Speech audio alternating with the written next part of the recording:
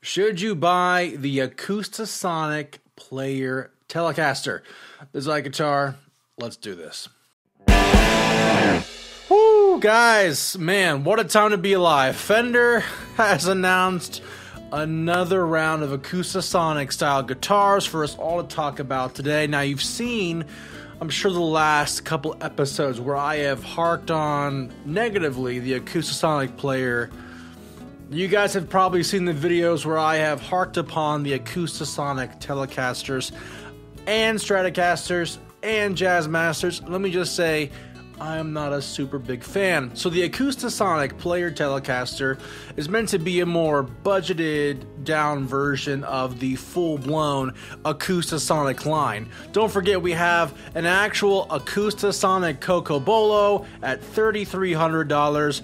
We have an Acoustasonic at $2,000, and then finally we have a Acoustasonic Player for $11.99. So in the words of my cousin, the Acoustasonic series of guitars is kind of like the Fast and Furious franchise.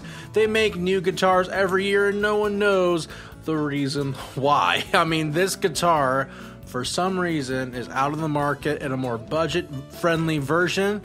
Don't know why. Maybe they had issues with, selling the actual full-blown ones.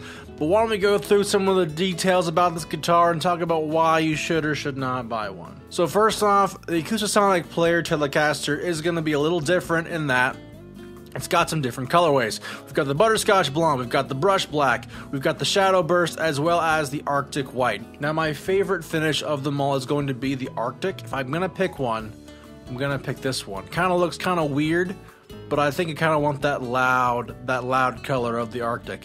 Now, as a comparison, the American Acoustasonic is going to be Crimson Red, Black, Natural. It's going to be the Steel Blue as well as the Sunburst. So definitely some different flavors as far as finishes are concerned for the Acoustasonic Player Telecaster. But the biggest thing is going to be the price point. We are actually going to be lowering the price of the guitar for those of us who have budgets by about $800. Now, if you are going to go along the lines of buying one, along with the price point, this Acoustasonic is also going to feature Mexican-made parts. So, it's not China, like PRS was with their PRS Hollow Body 2 Piezo, SC, whatever you want to call it. But it is going to be made in Mexico, right? It's got the acoustic engine, like we saw in the last Acoustasonic. It's got a noiseless magnetic pickup, and it's got that acoustic body with the Made in Mexico stamp, as well as a rosewood fingerboard and bridge. So that is what's going on with this guitar. It does offer the two pickup systems, the Acoustasonic Noiseless, as well as the Fishman Undersaddle Transducer, which to me just sounds like it's glorified piezo, but it's probably not. The acoustic engine delivers a new and unique set of acoustic and electric voices, and the blend knob blends the voices, and the patented Stringed Instrument Resonance System, or SIRS for short. So if you're looking for an Acoustasonic Player guitar, if you're looking for an Acoustasonic hybrid, I think this one, in comparison to maybe the PRS one, is going to be probably the way to go. Only because, let's look this up, the PRS SC Hollow Body 2 Piezo, if you can find them in stock. Let's go with the Piezo.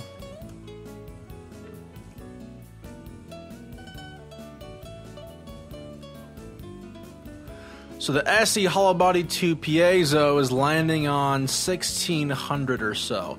So that is going to be a significant reason why you'd move with the Fender over another one of these guitars, right? So if you were to pick between the Hollow Body 2 Piezo and the Acoustasonic Player Telecaster, I would go with the Acoustasonic Player Telecaster on this one. Now, let's talk about reasons why you shouldn't buy one. Now, I've talked about these things already in the Acoustasonic series, but my big reason is, number one, like, if I'm going to buy a guitar that has an acoustic side and an electric side and tries to marry both, I'm just going to go ahead and buy a decent acoustic guitar and a decent electric guitar. Now, fair enough, not everybody wants to carry around two guitars all the time, and this guitar may offer some flexibility, but this technology to me is just a bit too new. I'm all about tried and true gear.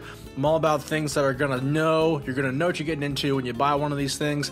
I appreciate the acoustic guitar for what it is, and I appreciate the electric guitar for what it is. Let them stay in their lanes, man. Why are we trying to reinvent the wheel here? And that's what I've seen Fender and PRS do like for the past couple years. And don't get me wrong, like the acoustic / electric hybrid model they've got going on here is not like new to the world. I mean, Fender's been making something like this for some time now. They never really sell super well, but you do have a bigger marketing push with YouTube now. Guitars that they were pushing back in 2000s weren't selling very hot, and now with the new rehashed branding, the Acoustasonic sound, I mean, and everyone and their mom like reviewing one of these guitars for their YouTube channel, you could definitely see something like this being more of a thing for people. So the other point of contention, this is going to be something that it's going to be whatever, but for me, I am all about a great Telecaster, and I'm all about like the legacy and the look of a traditional Telecaster, and this just looks like this thing is just like not what I'm looking for here, you know. Now, as far as like a personal cosmetic thing, I'm not a big fan of the finishes in general. Like, I'm just like, I like the white one, but that's not like, it still looks like I'm like playing a mime or something, you know? And so, as far as like colors are concerned, you know, between the white and the shadow burst, I may go with if I were to pick one. And along those lines of like cosmetic legacy, I don't think this guitar looks very much like a Telecaster. Like, I just don't. It's gotta be a little bigger than a Telecaster. That's what it looks like from the look of the guitar.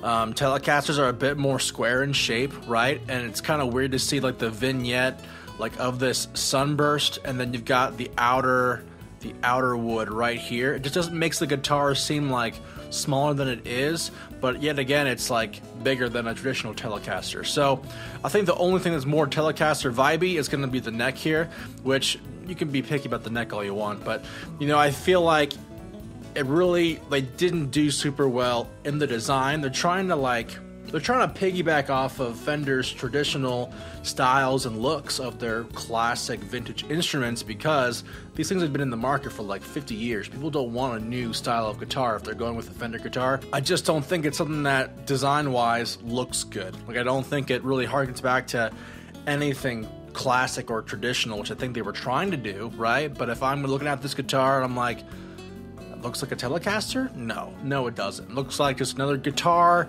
that's meant to reinvent the wheel, and for me, just not a fan. Guys, listen, if you're gonna buy one of the guitars in this series, this is the one to get, okay? If you're gonna buy one, buy it at least where it's like, you know, $1,200. But then again, I've seen American Acoustasonics going for way cheaper on the aftermarket too. So if you get one of these Acoustasonics, let me know what you use it for, how it helps you in your gig, and who knows, I could have my mind changed. So instead of ranting in the comments about how you hate my review, let me know what you think of one. I really do want to know. Guys, thanks for watching. Hope you enjoyed the video, and as always, have a great day, and we'll see you guys next time.